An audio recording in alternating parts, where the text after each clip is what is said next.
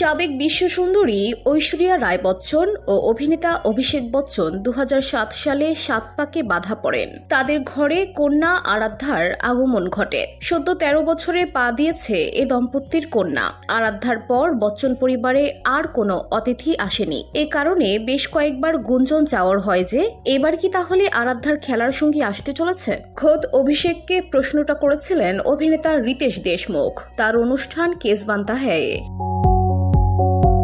এদিকে 2024 সালে ছড়িয়ে পড়ে ঐশ্বরিয়া ও অভিষেকের বিচ্ছেদের খবর। এরই পাশাপাশি উঠছে বচ্চন পরিবারের অন্তরের সমীকরণ নিয়ে নানা প্রশ্ন। আম্বানিদের বাড়ির বিয়ে থেকে যেন আরো স্পষ্ট হয় অভিষেক ঐশ্বরিয়ার ভাঙন।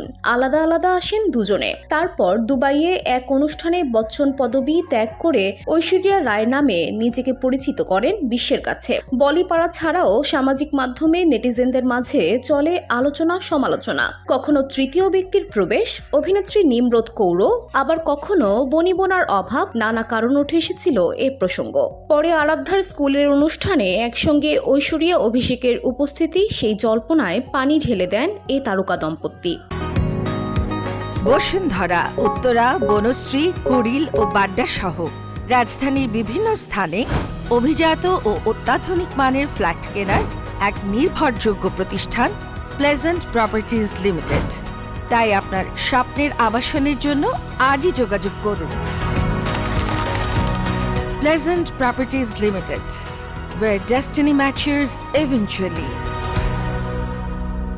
জানা গেছে মেয়ের জন্যই নিজেদের ভুল বোঝাবুঝি মিটিয়ে একসঙ্গে রয়েছেন তারা। কিন্তু রিতেশ বছরখানেক আগে তার অনুষ্ঠানে জিজ্ঞেস করেছিলেন, আপনাদের বাড়িতে অমিতাভ, ঐশ্বরিয়া, আরাধ্যা, অভিষেকের নাম ইংরেজি এ দিয়ে শুরু, শুধু জয়া বচ্চন ও শ্বেতা ছাড়া। তাতেই অভিষেক বলেন এটাই যেন প্রথা হয়ে গেছে।